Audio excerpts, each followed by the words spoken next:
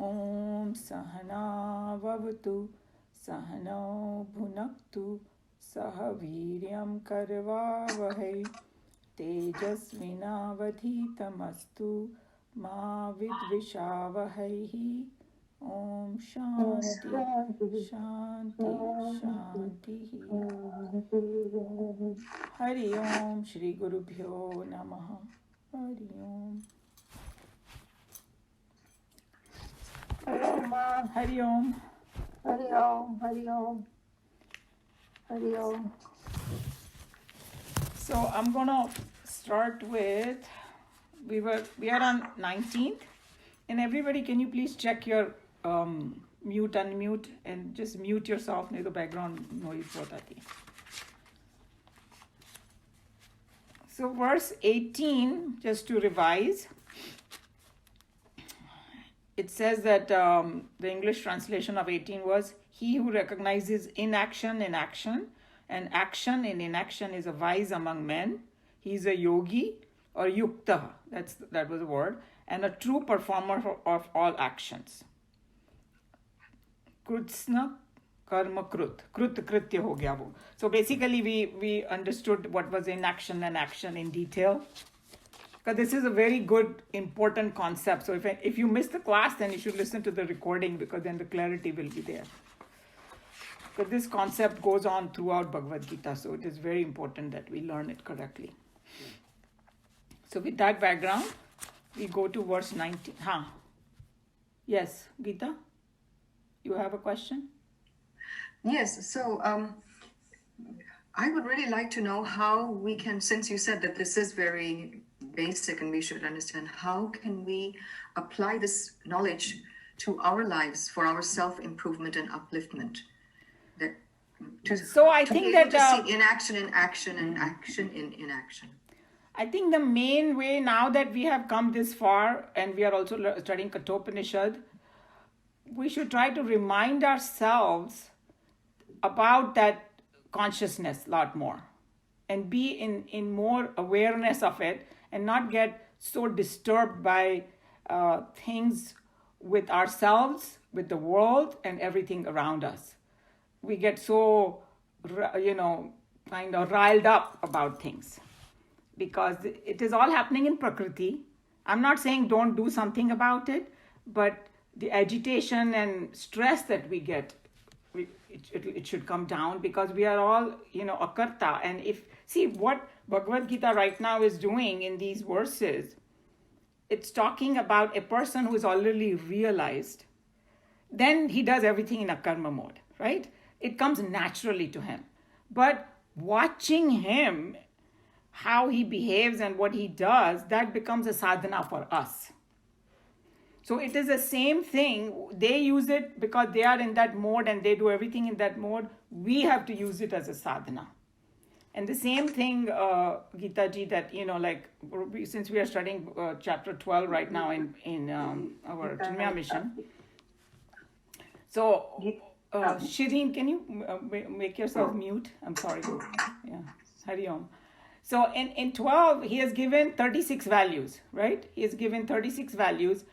Those look such tall order. Oh my God, will I ever be realized? But what Chinmayananji explained, that a realized master lives those values. He's like a personification of. For us, it becomes a sadhana. So we do each value, we study, and then you say, hey, am I? And then he's saying, you don't have to go after all 36 values. You can pick one. And if you are very drid in it, like you are committed to that, other 35 will follow. It's like, example is that you have a big sheet and you hold one corner and you pull it, all three corners will come with it. So that's how we can practice. So you can start with one thing, whichever one, and each person might have a different journey. So here when it comes to a karta and karta, those are the things. And then Krishna Bhagavan gave his example that, hey, I'm born but still I'm unborn. I do action, but still I'm remain in inaction. And then he used the language, I created this 4 varnas, but I'm a karta. So all those concepts, we draw from it and see how much we can apply. And to the extent we can apply, even if we don't reach that realization, our stress and agitation will come down. That's how I look at it. And then slowly we move on. Thank you. And what we can do is we can take up this topic in the next last half an hour, so that way we can move forward. Okay. Yeah, and that way we can, if some other people have points, they can share with us. So with that, I'm going to go to verse 19. Whoever has a Bhagavad Gita, please open it. Chapter 4, verse 19. Yasya sarve samarambhaha काम संकल्प वर्जिताः ज्ञानाग्नि दग्ध कर्माणं तमाहुः पंडितं बुधाः. So I wanted to just, it's a similar approach. Chinmayanand ji gives a lot of practical things. He approaches from like our everyday things a lot also. And some other Swamis take us to the highest thing. Both are, I think, equally important, because then we know the goal and then we know how that the realized person behaves. So I'm going to bring both the points. So let's see the words here. Yasya is whose, sarve is all, samarambhaha, undertakings. Everyday actions and all that. Kama sankalpa varjitaha, devoid of desires and purpose.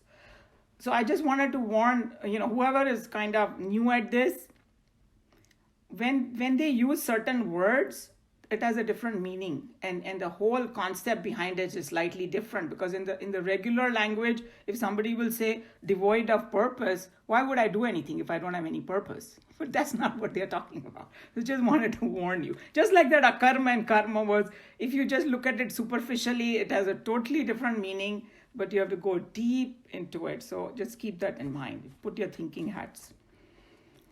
Jnana agni dagdha karmanam, whose actions have been burnt by the fire of knowledge. So when we say, that, what happens with knowledge, all your past karmas, everything, it has a capacity to burn up everything. Or best way to think of it, bhasma ho jana, ya roasted seeds are even a very good way to think about it. That those sanskaras have become like roasted seed, they don't sprout. Tama is him, ahu is called, panditam is a sage. So here the pandit word is used for a realized master. Because, when we say pandit, we think of some pujari doing something. He could be a realized master because, like Vivekananda's guru was a pujari, but he was a realized master. So, but it doesn't mean only here in this context, a realized master. He could be anyone. He could be in a plain clothes and you may not even know he's realized, and he's still a pandit if he's realized. That's how it's used over here. Buddhaha is the wise. So wise and pandit and all that, person who has got it. So now in this one, just basically what it's trying to tell you is that the person who is self-realized, when he does action, it's devoid of desires and purpose, and I'll tell you what it means. And his actions have been burnt by the fire of knowledge, and we call him the wise or the sage. So literal meaning is that. And let's unpack a little bit this thing.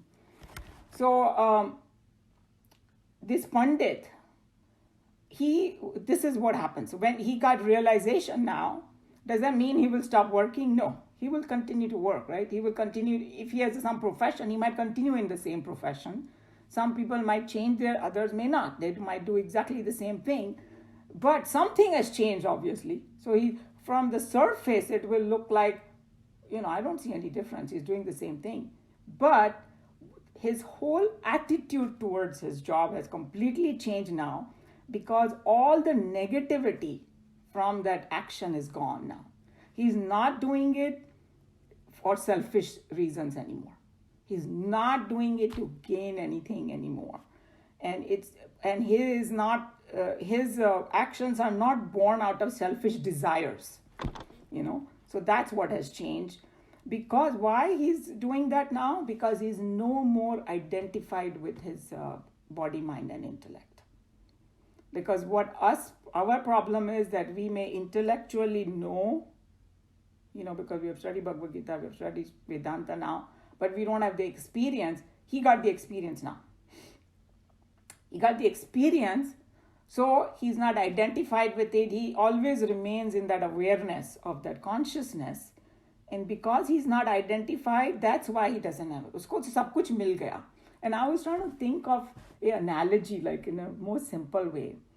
And I came up with this analogy. I don't know if it will connect, but just think about it. It's like, suppose you go to a very big, huge, beautiful palace. Okay? And there are hundreds of things in there. And then when you go, you say, this looks so nice. I want to have this. Some piece of furniture. Oh my, this will look so good in my living room. And you have the desire, and then you go and try to acquire it or something, suppose. And then suddenly somebody comes and tells you, this palace belongs to you. Everything over there is yours. How would you react then? Are you going to say, I have to possess this? No, everything is just use it when you want, and it's just lying everywhere. Why do you need to hold it and keep it in your closet or something? Everything is. I think something like that happens to this realized master. All of a sudden, it dawns upon him that the entire universe is him only. So he's happy when he sees somebody prosper or whatever, because he's prospering. He might feel compassion towards somebody who is suffering, and he might do something about it because it's him only. It's like our own body, within our own body, how we feel, if one part is not working, even unconsciously other parts try to help it, the whole body, something like that. So that's the state he comes into. So, and for us, what happens is we are still in ignorance. We don't have the experience, and that's why we have selfish desires. So that's the difference between the two.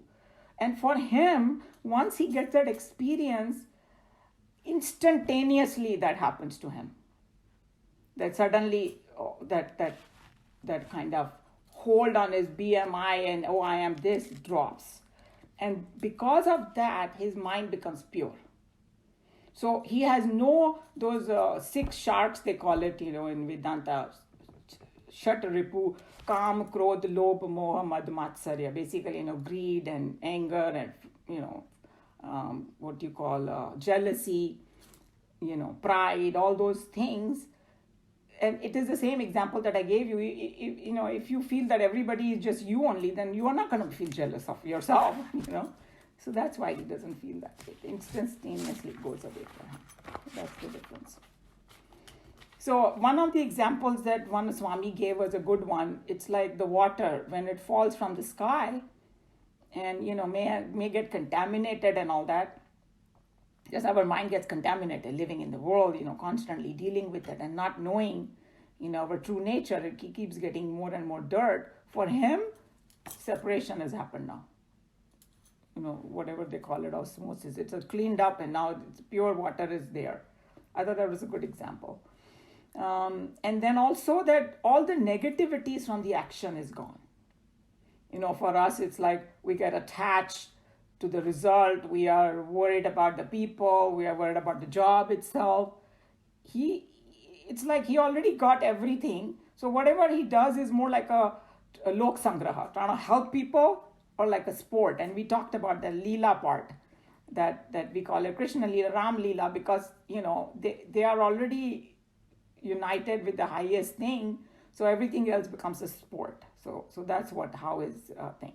And then all these things that we are learning now from verse 19 onwards, we got the glimpse of, not glimpse, we got a pretty heavy dose of it in chapter 2, Sthita Prajna Lakshana. Characters of the realized person, and maybe if you want to later on go back and study those things, and you will see how it kind of matches here. In the same theme is going to continue. He's going to talk about different chapters about that. Another thing that happens to him is once he gains that experience, or we call it knowledge, and here it's more experiential knowledge. just knowing is not gonna do. This is experiential knowledge. He feels totally kind of happy and satisfied. You know, he feels totally happy and satisfied because, and the word they have used over here is Gyanagni Dagda Karmani. That in that knowledge, all his selfishness of the karma, the simple words if you have to put, when they say burn the karma, we get a little bit confused about it. All this selfishness get burnt. So if you understand that, I think it's a good thing. And I think one of the Swamis gave a very good example. This is what he said. He's saying it's like I have my glasses and I put it like this, and then I forget that they are over there, and I go around in the house asking everybody, where are my glasses? Where are my glasses? And my son, suppose if he's young, 5-6 years old, and he looks at me and he starts laughing because he sees that my glasses are on my head. So I get really angry at him. I'm looking for the glasses and you're laughing at me, And then when I realize that I have my glasses on my head, all of a sudden my anger, everything dissipates. And I kind of give him a little hug only, like, oh, he's the one who found it. Unnecessarily, I was getting upset with him. Something like that happens to a realized soul. He has no anger, frustration with anybody. Somebody can do anything, He doesn't feel that way. Because अपने को कभी-कभी समझ में नहीं आता है कि ये कौन सी मिट्टी के बने हुए हैं लोग, So I thought this was a very good example that he gave. So those are some of the points that, I brought it from other Swamis and all that, and then we can read Chinmayanandji. He has a lot of loaded stuff in there, and he'll give us a lot of tips about it. Any question on whatever I said? Everybody okay? All right. Who's a volunteer today?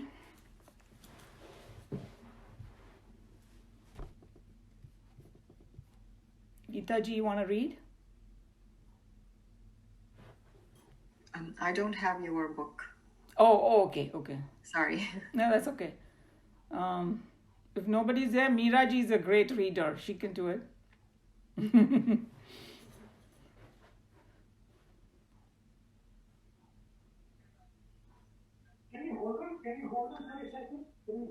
Whose undertaking, just one second, whose undertakings are all devoid of desires and purposes, and whose actions have been burnt by the fire of knowledge, him the wise call a sage.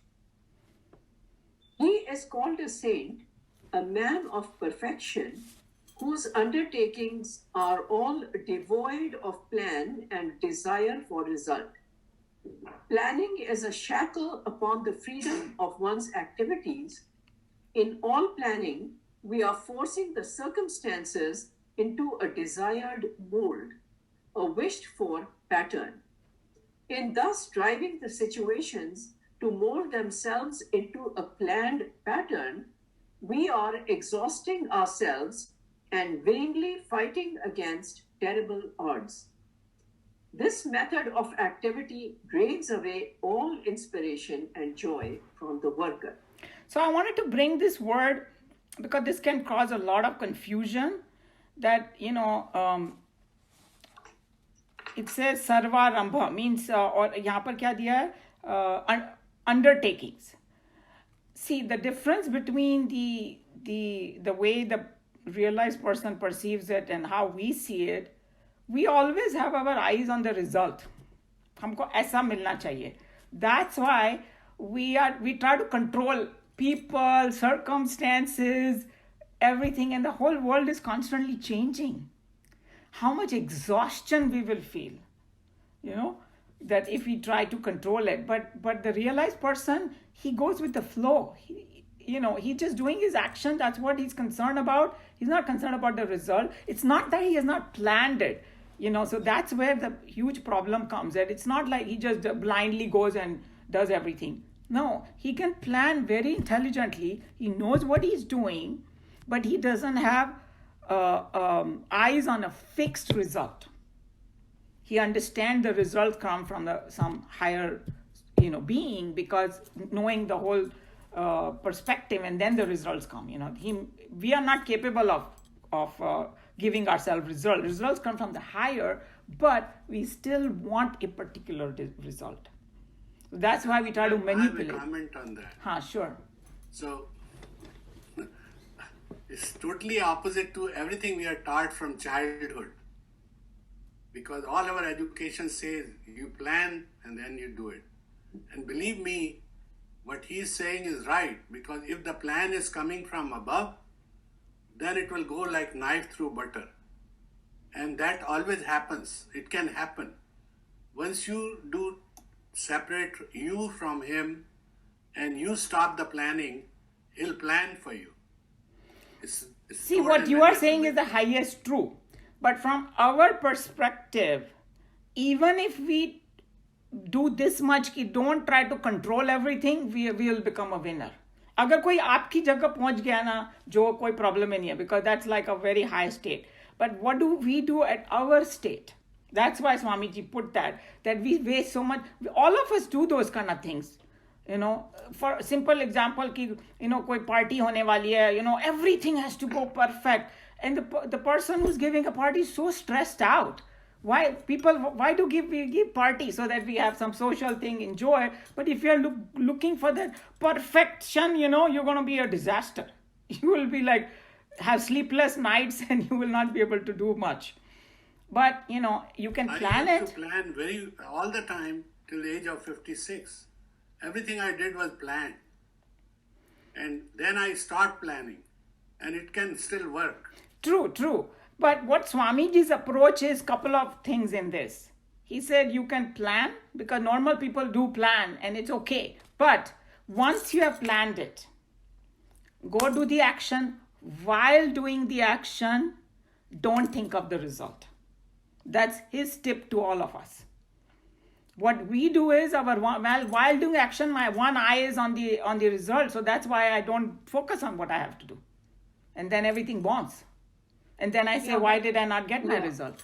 That's the point he's saying. Sorry. Yeah, from childhood we are taught, okay, you must have a goal. Okay, that is your goal. Now plan your actions and work towards that goal. So, itna zyada wo plan ka karna, and then, it is so strongly ingrained in our minds that we take it, and then we pass it on to our kids too. What is your goal and what are your plans, etc. That this also came as a surprise to me as I was reading, So, but here he warns it that don't think that, Joe is talking about something very higher. Let me bring you down to a little bit practical level.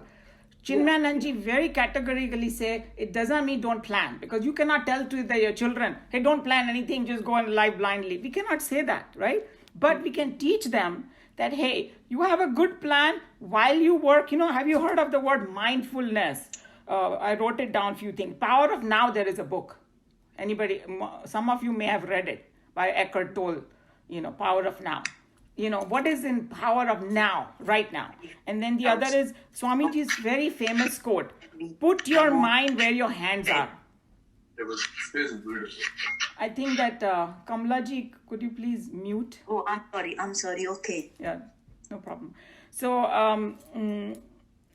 what was I saying? Yeah. Put your mind where your hands are.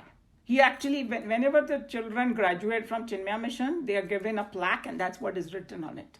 Because that's a huge problem of today's youth, that काम यहाँ कर रहे हैं, ध्यान कहीं और है. Multitasking, doing 4 things at the same time. And that creates stress, that creates split mind. Your job will never be good. You gotta learn to focus, And if you give 100% of your thing, what you do, the results are going to be glorious. That is the law of nature. If you have put in hard, you will get the result. Obviously, it may not be 100% exactly what you want, because your imagination can, and that's why he's warned, and never go for a fixed result.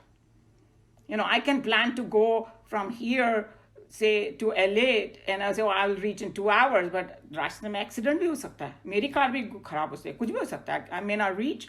So that, those factors we have to be mindful of. But as far as the job goes, if we can concentrate on the present moment, That's what he means by, devoid of these kind of attachment to a fixed action. Just think of it this way: clinging attachment to a fixed result, you should drop. That is much more practical way to think about this.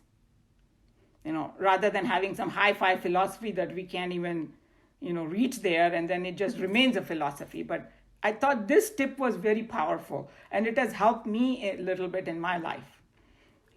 I don't think I plan things, but then I don't worry about all the things at the same time. And I see some other members in my family who are like, what if मैं वो इतना stress हो जाता है उनका, and I'm like, oh God, you gotta read Bhagavad Gita, So that's where we are. Okay. Meeraji, continue. We have already discussed how the desire for results during any activity dissipates our energies. The fruits of an action can only mature in a future period of time, and therefore, to court the results is to escape from the present and live in the unborn periods of time. I see now. You see now? It is a law. Yes. Now it is clear. It is a law that the effects depend entirely upon the causes. And so, to be sincere and complete in our activities right now is the greatest guarantee for all successful achievements. So this is exactly what I just discussed just now. And what we are told that Swamiji was like, even if he will fold a paper, it will be perfect for fold. When he used to, because in the olden days, they used to write letters. There was no, internet and all that. So people used to ask him questions, and he would sit in the evening, at night and all, and do. And he'd say when he would fold it, it was like a piece of like perfection, because his wasn't present. That's why. So that's what people who जिसका job बहुत अच्छा होता है ना, आप देखो, they have the ability to be in the present. They will block everything else around them when they are doing their job. One who is a perfect sage, says Krishna, is one who will undertake to act without planning and without any desire for fruits. In this context, these two qualifications of a perfect act are to be understood with kindness and sympathy. A literal meaning of these two terms should not be used here, as in that case, the statement would become absurd. See, he gave a very big warning, because Joe talks from a very high standard. But if you tell somebody, average person, hey, do things without planning and don't desire the fruit, he'll say, get lost from here. I don't want to hear what you're saying. So he's explaining that at that level, what can help. And that will take you to the higher state. The instruction to act without planning and desire does not mean that a man of equilibrium in his inspired activity should not make use of his better intelligence and plan his activities to gain a desired result. It only means that while he is at work, he should not allow his abilities and capacities to run to waste with his mental preoccupations and sentimental fears regarding the results of his work. Vedanta does not in any way ignore man's intellect. The way of life, as advised in the Gita, provides not only a more efficient means to act and achieve, to live and to enjoy, cultivating and applying our own potentialities more intelligently. So here he gave a very clear thing. You can definitely plan, but and you in normal circumstances you should be planning. Don't do anything blindly. But while acting, don't have the constantly thinking of the result. That's all it is. And I think that all those Olympic wale jo hote hain na, the people who really win, you see their concentration. They're just doing it because that's what. If you start looking around here and there, if the guy is making it or not, you will fail. You have to concentrate on your own work. An individual who has thus come to live intelligently and act diligently becomes fully wedded to the piece of work in hand and gets so entirely drunk with the joy of his own inspiration that the action cannot leave upon him even a trace of its reaction. Our mind and intellect will surely venture forth to worry over the unknown possibilities and dangers unless they can find a more secure hold upon something nobler and diviner.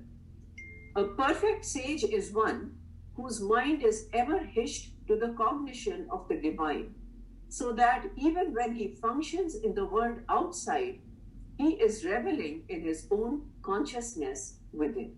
So here he's giving you a tip that how to gain that thing, because if you are to बोलते ना कि there was one statement that Osho made, that your mind, either it can go in madness or it can go in meditation. It cannot remain doing nothing. So either you go this way or that way, right?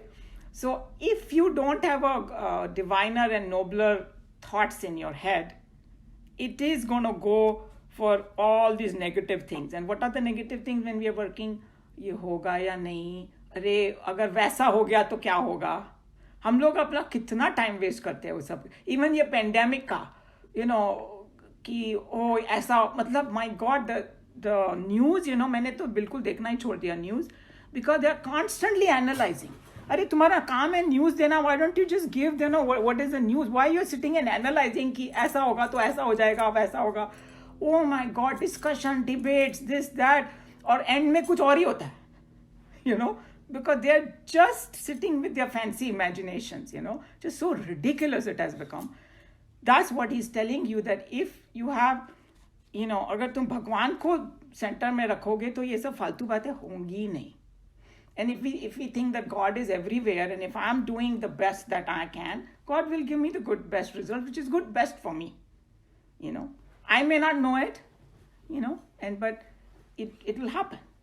You have to have that trust, that bhakti, that surrender, as long as I know my swadharma and I'm doing it right, from the worldly perspective, it may not look great, but internally I know, something like that, having that faith and surrender inside, that will make us be in the present. And I think that the lines over here, even when he functions in the world outside, he's reveling in his own consciousness within, is like that example that you gave of the tanpura, playing in the background. I think yes, that is what he means over here. Yes, right? Yes. Constant awareness. And that's the difference between us and the realized soul. Realized soul are in constant awareness of it. हम लोग भूल जाते हैं. हम लोग को कभी, selective memory होती है हमारी. That's true. Mm-hmm. We have already found that desire-motivated actions alone are actions that are capable of rebounding upon us with their reactions. These intellectual desires are nothing but expressions of our own spiritual ignorance. Where ignorance had ended with the cognition of truth, desire also must end.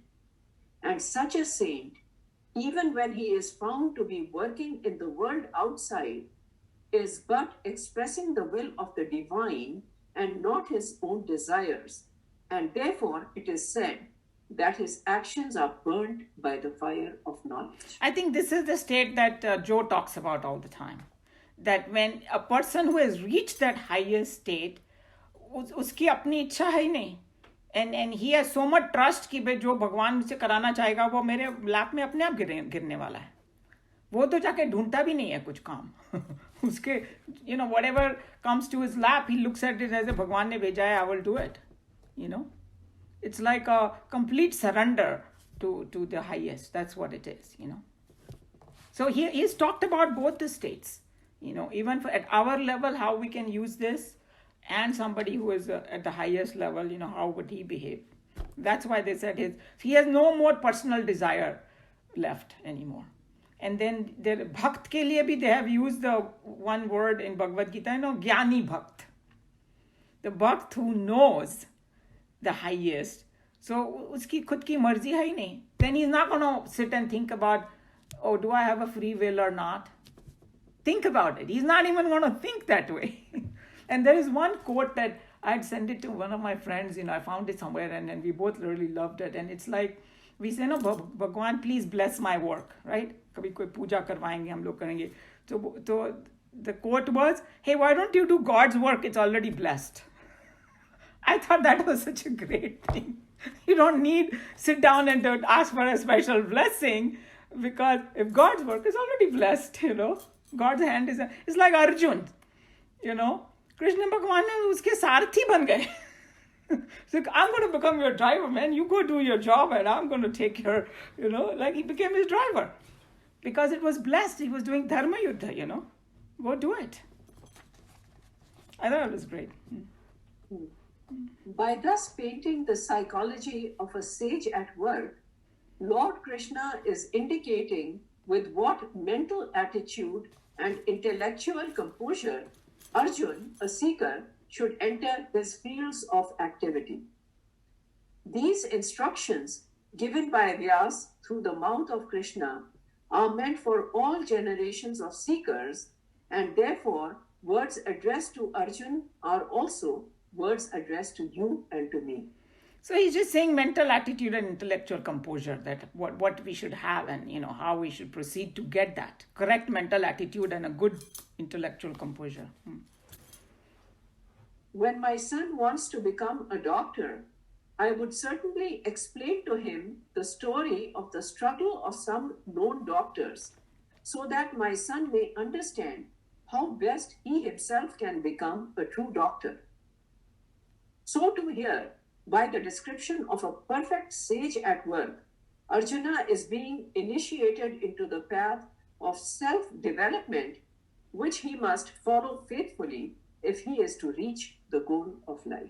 So now you know that why that they are saying, because that becomes like बोलते हैं ना कि वो क्या एक word है English में, not mentor but idol, like who is my idol, idea, like, so that I may not be there, but looking at them and maybe talking to them and trying to understand what difficulties they had and where they are and what how they behave. I want to reach there, so that's why it's given all these points, that how a realized master behaved, what is his state of mind, and then we can also get inspired. Thus devoid of all desire prompted actions and attachments to their results, and therefore having no selfish end in view, when a sage performs kindly acts in the community, he really does no action. His action is equivalent to inaction, since all his actions are consumed in the fire of knowledge. And to teach this unactivity, the Lord says, and that leads us to the next verse. So here, when we talk about a karma, the highest way to understand a karma, he doesn't have a karta, doership नहीं है उसमें कि मैं कर रहा हूँ या कुछ, और वो doership के साथ साथ है ना सब negativities आ जाती है, because अहंकार जाग जाता है, and then you want the whole world to, like, किसी ने बोला कि whole world you want to bow down to you, पर world की तो अपनी गति है, there he's going to do its own, so then you cannot do that. So there are many things in this paragraph, but we have already hashed out most of it, but what is action, inaction, and all that. And the other thing is, dropping a clinging attachment to a fixed result.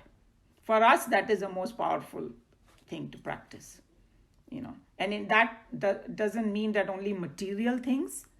It can be behavioral also. I want somebody to behave like this. That's also like a clinging attachment to a fixed result. So those are the kind of things that we can work on. So any question related to this verse? Or any comment? Or if somebody wants to add anything to it? I have a question here. Yeah. Desire and result, they are intertwined, aren't they? Well, in the local languages, yeah, if we say that, when I have a desire, I'm usually thinking about a result. True. So one of the issue that we can have is like, hey, if I don't have a desire, why would I work, right? That could be a question. So a realized person is dancing to a different tune. So, he's over there. For us, it's like, that's why Swamiji gave this hint, and he made a statement. He's saying, plan your work and then work your plan. So for us, it's okay, hey, I want to go to this college, I want to get this job. All that is no problem at all. But suppose that, like, aajkal ke bacche, okay, they want to go to a college. If you have a fixed college only, मेरे को वहीं पर admission मिलेगा, वहाँ नहीं मिलेगा, तो I'll be so depressed. That is the problem. या parents भी वो एकदम hook हो जाते हैं. By hook or crook, I'm going to get this. No, you can apply, and then wherever you're qualified, you will get it. And then if you want to become an engineer, if A doesn't happen, you can go to B. So Swamiji is not saying that don't plan. But what he's saying is, while acting, don't constantly have a clinging attachment to the result. अगर हम लोग ने वो practice करना शुरू कर दिया ना, it will take me slowly to the highest. Because अभी तक हम लोग वो नहीं कर सकते कि भाई मैं पूरा ही surrender कर दूं. हम लोग नहीं है अभी वो stage में. कोई बात नहीं. You can start from there. अगर पूरा surrender आ गया तो problem ही नहीं है. मगर अभी नहीं आया तो it's okay. There are other ways you can proceed. I don't know. Does that answer your question? Yes, thank you. Anybody else? Okay, so we can go to the next one. We can at least get started because these are a little bit more longer commentaries and all that. So now we are on 20. Tyaktva karma phala sangam nityatrupto nirashrayah karmanya bhipravukto pi naiva kinchit karoti saha. Tyaktva is having abandoned. Karma phal asangam, attachment to the fruit of action. Now here, this word is going to come again and again and again. Attachment to the fruit. So that is what we, like when I do my classes with 15, 16, 17-year-old, you cannot tell them that, don't have any desire and things like that, right? They'll be like, so I use some different words, desire management, then they are, okay. It's more like, don't have a clinging desire. Oh, ये ही चाहिए, ऐसा ही होना चाहिए, नहीं तो, like, clinging desire वो होती है जिसमें मुझे लगता है कि अगर मुझे वो चीज़ नहीं मिलेगी, I won't be complete. मैं कुछ अधूरापन हो जाएगा मेरी ज़िंदगी में. या, like, बस मेरे को तो ये चाहिए ही चाहिए. वो सब छोड़ दो. अगर वो एज में वो लोग इतना भी छोड़ देना, that there will be great winners. And it applies to us also. It's the same thing. They not have that. So that's where this karma phal tyaga comes in. And it says also attachment to the fruit of action. So he's not saying the fruit of action, I have to fake the fruit of action. He's not saying that. You can enjoy the fruit of action, but don't have the attachment. Nitya trupta. Nitya, most of your Hindi speaking, trupta is feeling totally satisfied. So nitya trupta. Every time, continuously, nirantar. Nirashrayaha, depending on nothing. Because dependency causes a lot of pain. You can, even with your own family members, if you're dependent, it causes pain. So it's things that become independent person. Because I think that's what spiritual journey teaches you, to become independent. Karmani is in action. Abhi pravuttaha, engaged in it. Api is even, no is not, verily is, eva is verily, kinchita, anything. Karoti does, saha is he. So यहाँ पर this its emphasis is on dropping the attachment to the fruit of action. So this person has dropped all the attachment to the fruit of action, ever content, depending on nothing. He does not do anything, though engaged in action. So basically what he's saying is that he is in a state that to us it looks like he's doing many things, but he's in that akarma mode. That's what basically it is. But let's see some points from the other lectures and all that. So what is this giving up attachment to the result of action? we already discussed it, that not have that clinging desire for it. Attachment you drop. And this Swami explained very nicely. He said that whenever we have a attachment to the result of action, it is sometime in the future, right? I'm working now and I have attachment to the results, so I'm thinking of the future. That means I have postponed my happiness to the later state. And so I will not be happy now, because I'll say, jab mujhe wo milega na, tab main khush hongi. Finished. You have already lost it. So that's why he's saying that it's like looking for beyond for fulfillment. This person doesn't do that. He's planned it, he's done it, and he said, Jo hoega prasada buddhi. There's another thing that term we learned. Prasada buddhi. So he's happy right now because he feels fulfilled. That's the difference between us and the realized soul. And what is he fulfilled with? That example that I gave you of walking into a palace. He knows the palace is mine. So why would he be stressed about anything? He can be, doing a little action, putting one thing from another. Both belong to me only. And so that's why he's totally relaxed, because it's like nobody can take anything from me. I have all the thing all the time. His attitude is totally different. So it's total fulfillment. And he doesn't have any interest in the future. The future will fold in itself.